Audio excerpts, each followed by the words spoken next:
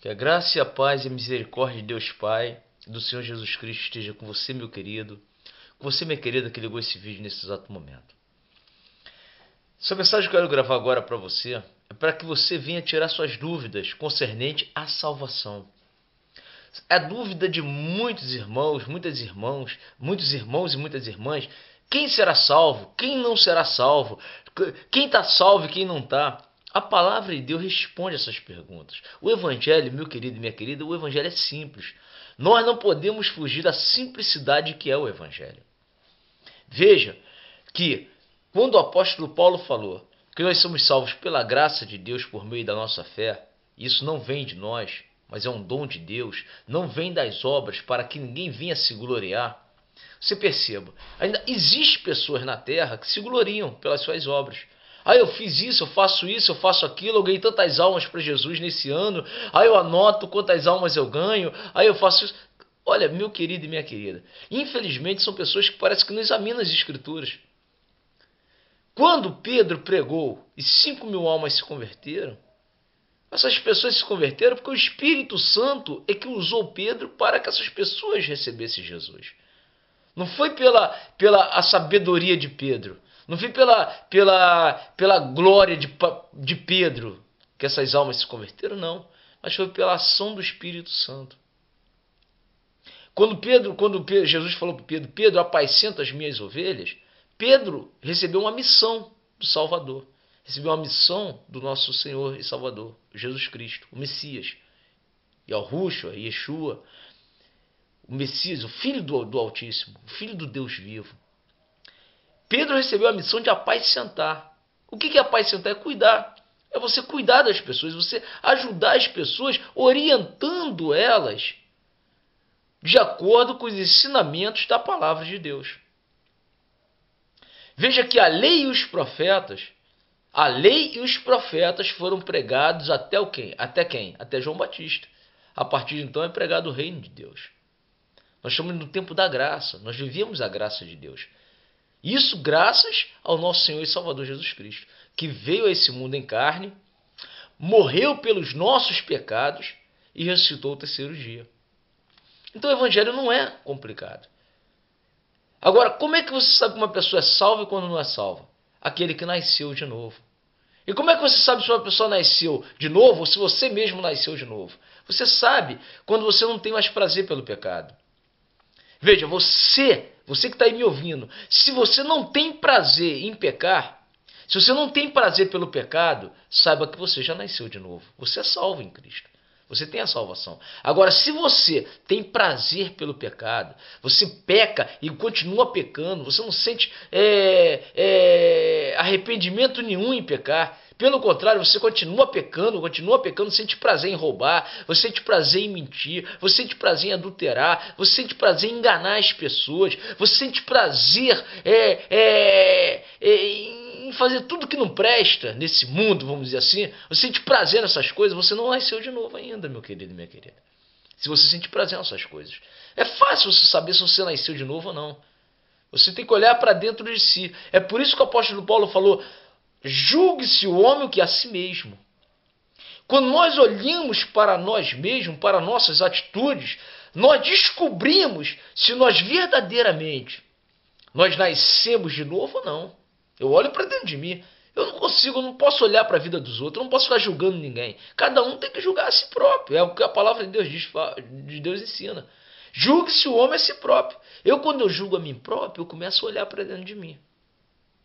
Agora, não pense que você, mesmo tendo um novo nascimento, que você nunca mais vai pecar.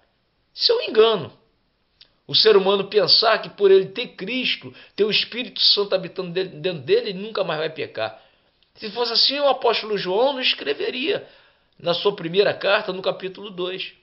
Ele fala: filhinhos, ele chama de filhinhos, eu vos escrevo para que não pequeis.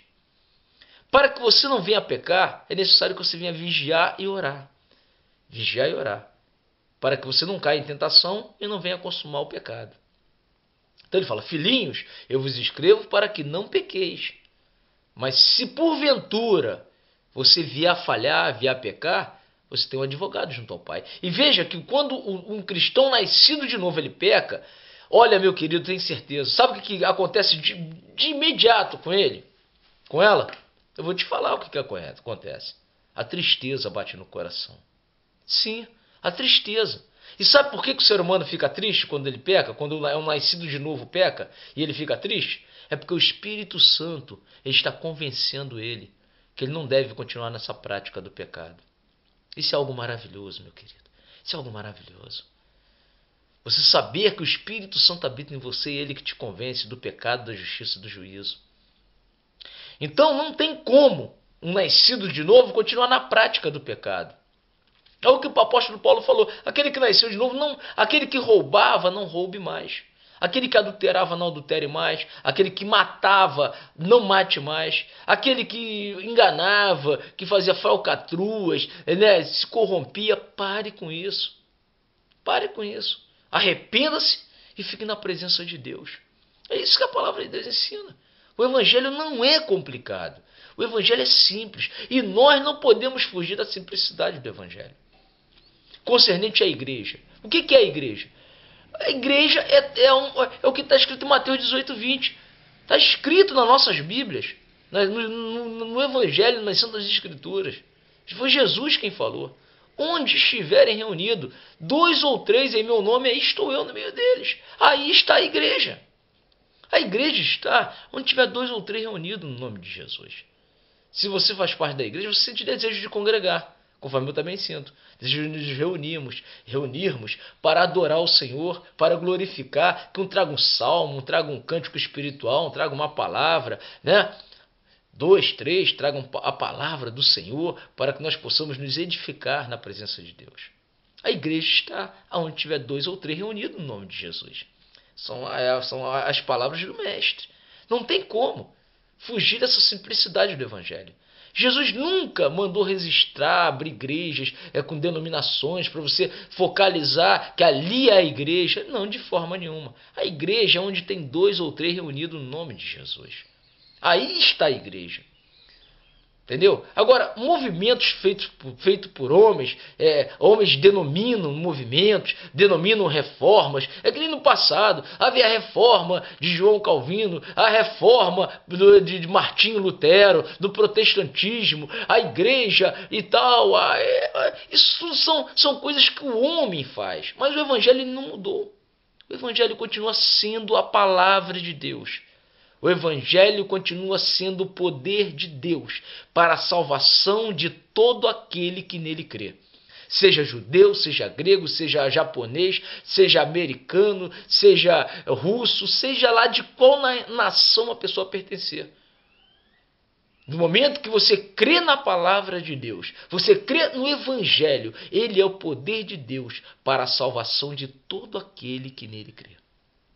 Crê no Messias. Foi para isso que o Evangelho foi escrito.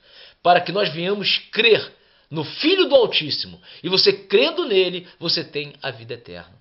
É isso. E o Espírito Santo, ele habita em nós. Veja que o apóstolo Paulo, ele escrevendo aos Romanos, se eu não me engano, no capítulo 7, se eu não me engano, de Romanos, veja que Paulo fala ali, o bem que eu quero fazer eu não faço. E o mal que eu não quero eu faço. Se eu faço o mal que não quero, já não sou eu, mas é o pecado que habita na minha carne. Olha só. Então o apóstolo Paulo ele mostrou ali que ele fazia as coisas às vezes que não era condizente com a vontade do Espírito Santo, mas se arrependia. Por quê? Porque ele já tinha um novo nascimento dentro dele. Porque se ele não tivesse um novo nascimento, meu querido, minha querida, ele ia continuar pecando, não ia nem sentir remorso, nem arrependimento, nem tristeza pelo seu pecado. Agora, quando o ser humano, quando o irmão e irmã é nascido de novo, ele tem o Espírito Santo habitando dentro dele, que é o penhor.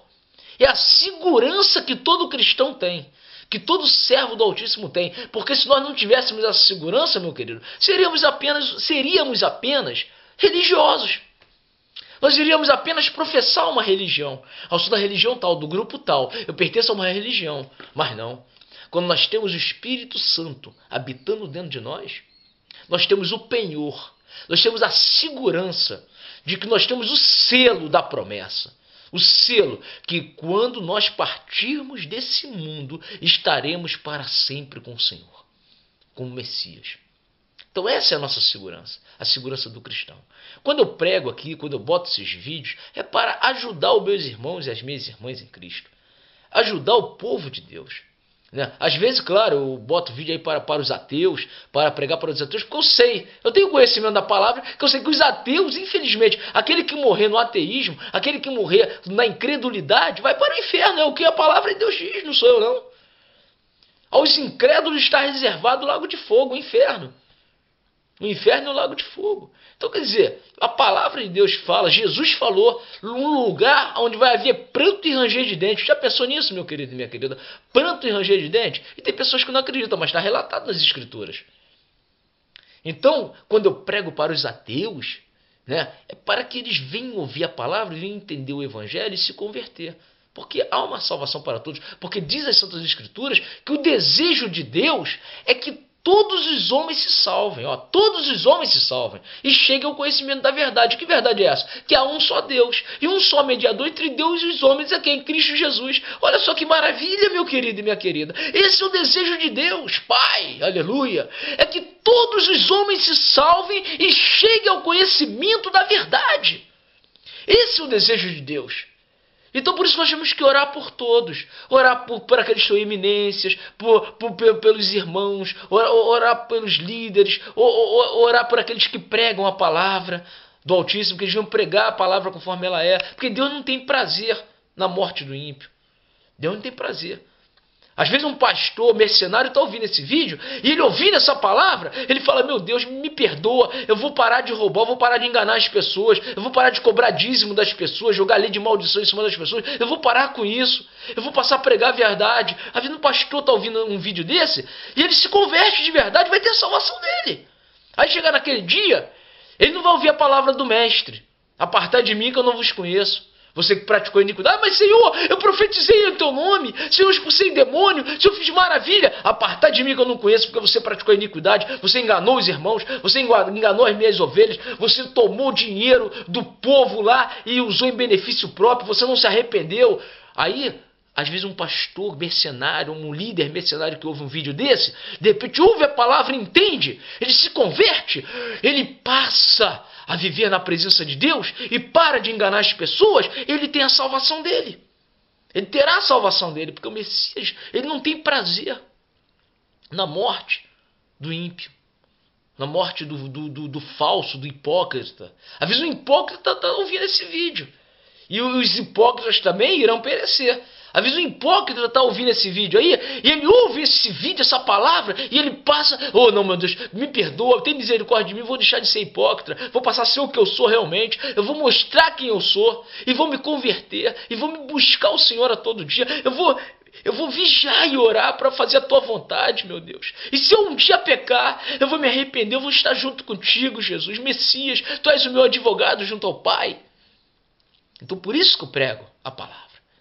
Para que você que está ouvindo aí, você venha ser tocado pelo Espírito Santo, ser tocado por esse Deus, e você venha se converter. Então que a graça e a paz do nosso Pai Celestial e do seu Filho esteja contigo, meu querido, minha querida. E aí eu vou dizer para você aqui, eu sinto uma unção tremenda, eu sinto a presença do Espírito quando eu prego a palavra dele. Isso é algo real, isso é maravilhoso, isso é glorioso. Você sentir a presença desse Deus, do Espírito dele habitando em nós. Nós não somos nada, somos carne. Carne. Homens fracos. Homens fracos. Eu sou um homem fraco. Mas o Espírito dele habita em nós. É algo maravilhoso. É real. Então que o Pai Celestial continue te abençoando, meu querido e minha querida.